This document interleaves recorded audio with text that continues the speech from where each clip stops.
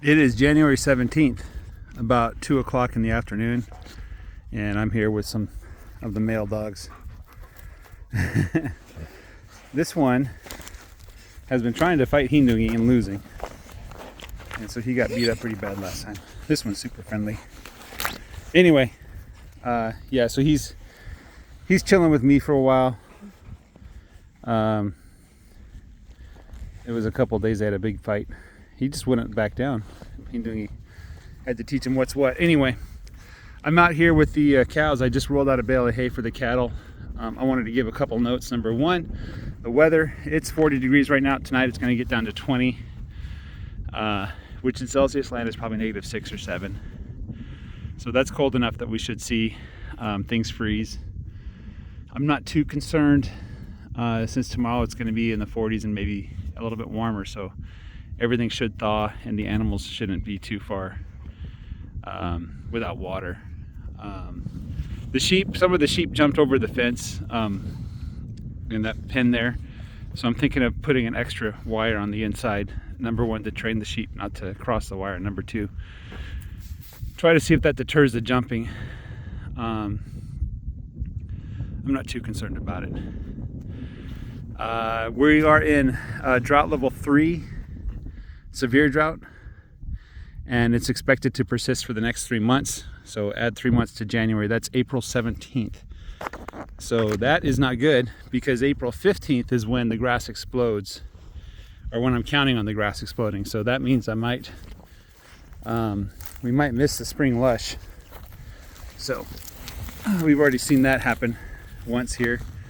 I think in 2022, the spring of 2022, we had that issue. Still getting new lambs. I think there's a couple more that are going to pop soon.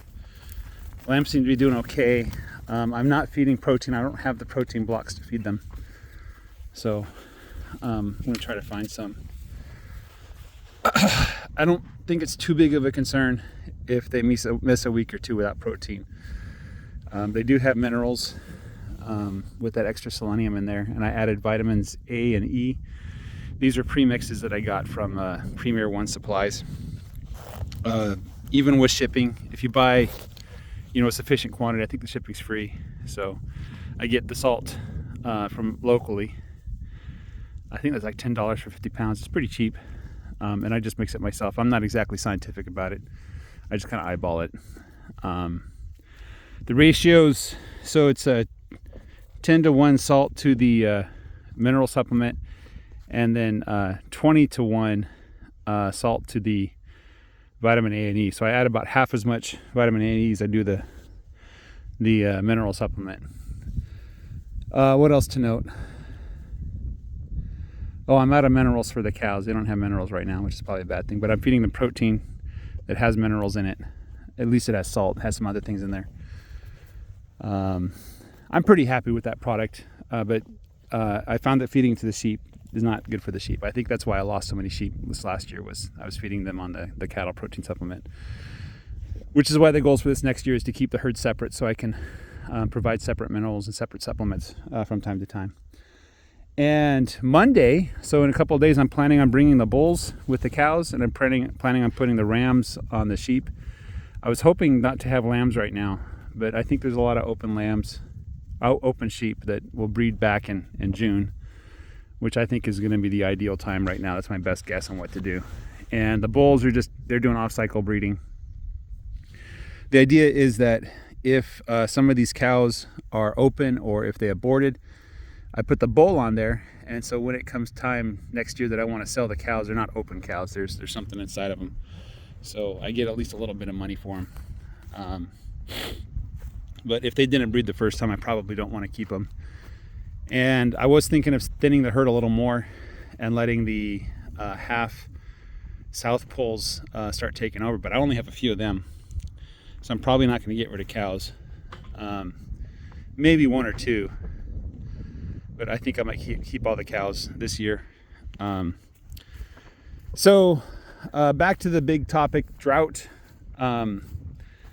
We have not had significant rain for a very long time now, probably 3 months, I feel.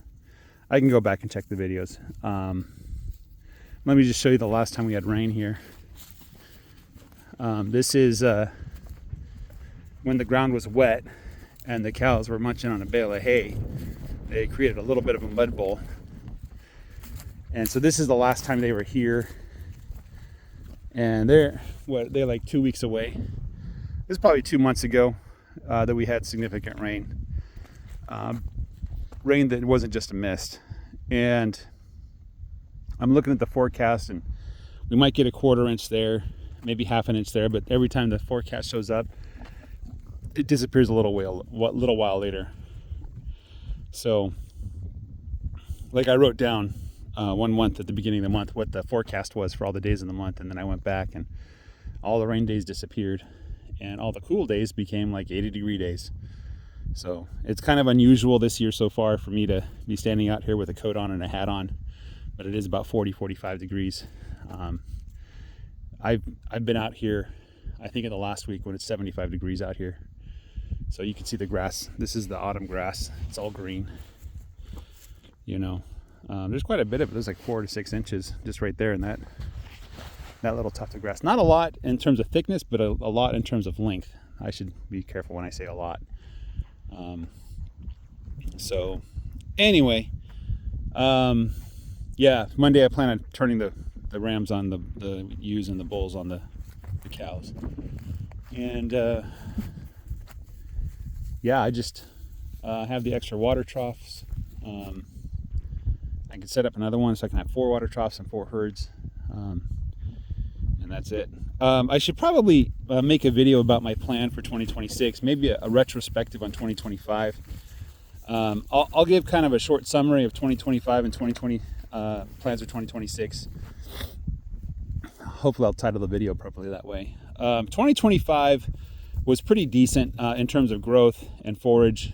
I bought a lot less hay than I bought last year, the year before 2025, 2024. I think I bought 90 bales of hay. I ended with like 20 or 30 bales left over. And so I bought 60 bales of hay this year. And you can probably count them on the screen, but let's do a quick count. 1, 2, 3, 4, 5, 6, 7, 8, 9, 10, 11, 12, 13, 14, 15, 16, 17, 18, 19, 20, 21, 22, 23, 24, 25, 26, 27, 28, 29. I have about 30 bales left. And then a couple of old bales from 2 years ago as well. So I'm halfway through the bales of hay, and if I wasn't paying attention to the drought and the weather reports, I would say I'm about halfway through winter. January is kind of the inflection point. February gets really cold once or twice, and then after that it starts warming up. And then early March, I start seeing the new spring growth. It's not enough to feed the animals, and then mid-April is when I see the grass is tall enough that I want to turn the animals onto it and take them off hay. So I have realistically about 3 more months of supplementing with hay. That's 90 days. So if I'm just rolling out a bale of hay every 3 days, which right now I think I'm doing about a bale every 2 days, so I might run a little bit short on hay. Let's see, about every 2 days I roll out a bale of hay. I think that's what I'm doing. Some days I roll out 2. Most of the days I don't roll out anything. So I think I'll be fine. Might be a little close. If we were to get some rain soon, then I wouldn't be concerned about spring, but I think spring is going to be not as good as it normally is. That said, I'm way understocked, so I'm not too concerned about it. And 2026. So 2025, the big thing was I lost a lot of sheep. I blame myself. Feeding the cattle protein, I think, is the main cause. I think I have a causal link there where I feed them the cattle protein, and then a couple days later they start dying. So we didn't have as many lambs as well, probably due to mismanagement, but probably because of the aggressive breeding schedule. So I'm going to adjust 2026. I'm just going to do 1 breeding a year, targeting middle of June. That's when you'll see fawns. The deer will drop their spring offspring, and same for the cattle. I want to target the cattle in the middle of June. The goal with the cattle herd is to continue to breed the South Pole, get some South Pole cross heifers, and then keep them, and basically sell the rest.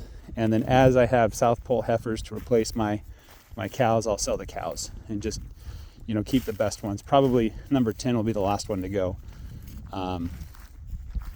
There's a couple others that I really like. But the goal is, I think, about 20 breeding cows. And when I get into full production, I'm going to keep all the steer and then sell them as a finished product to the end consumer. That's kind of my goal there. But I only have one steer, I think, that I might be able to sell this year. I'm probably going to hold off till next year. I'll check on how old he is. Grass-fed, grass-finished, regenerative beef, direct to consumer. There's some things I have to figure out, but I don't think it's going to be too difficult. And then the sheep, same kind of deal. I kind of want to sell direct to consumer. There's a possibility I can find people that will buy the sheep. I don't want to take them to market, basically. But increase the sheep, keep all the ewes, sell all the rams, keep 8 to 10 rams behind, just replacement levels, and just in case we lose a couple more, and continue with that Katahdin breed. I have a couple Katahdin rams that I'm gonna give them priority if I can. They're kind of young, so I won't do it this year, but next year I'll definitely give them priority. And then get the sheep numbers. My goal is to get 300 ewes running around here and bring back 450 lambs every year. Sell them at size, ready for harvest, or probably just harvest them myself and sell the meat. There's some new regulations that might be hitting soon that might make it easier for me to sell the meat that I process myself here on the farm, rather than having to go through a licensed butcher that has USDA blah blah blah. And it costs an arm and a leg. It costs more to process a lamb than the lamb costs in meat, which I think is just kind of ridiculous. So direct to consumer sales with the lamb as well. So hopefully I'll get a nice little stock of meat, frozen meat, that I can ship or people can come here and buy, and then I'll focus on distribution and things like that. So, and that's kind of the goal here. And I think if everything fires correctly, everything goes well, it should be well enough to more than pay for the land, the opportunity cost, the whatever, the rent, the interest, or whatever that I would be paying for the land. And if that's successful and I feel up to it, and maybe if I have a couple people, maybe my children, that want to partner with me in expanding the farm, I might look at buying more land 4 or 5 years from now. But goal is 300 sheep, 20 cows, keep the steers, and just keep growing grass, as much grass as we can possibly grow. I think I've got a pretty good system here. I'm pretty pleased with the results, and hopefully we'll just get better and better, especially if it decides to rain. So anyway, guys, that's all I got for you. 2026 is looking to be a beautiful year. I have a lot of hope, and I hope you guys have a great year too. If you have ideas or suggestions, I'm always open. Obviously, you can comment on these videos. You can email me directly. You can go to my channel page. I think I have my email in there. My goals are simply to grow cheap meat that's healthy, right? So I want my products to be slightly cheaper than what you buy in the grocery store, because I'm not buying chemicals, I'm not buying fertilizer, I'm not, injecting my animals full of hormones or anything like that, or even antibiotics. I don't even use antibiotics, I don't kill insects. I manage the land through rotational grazing. I'll let nature do her thing, and I try to supplement and let her do the things that she wants to do. So, also this year, I'll be selling dogs. I might not have starter flocks, but if you guys want these dogs, I have 12 of them. I'm willing to get rid of 10. So let me know what you think a fair price is for these dogs. They are over 2 years old now. Oops. Get down. They're very tame with people. I haven't had any problems with people. They're extremely good with sheep. There's been a few... Okay, I'll share this story with you.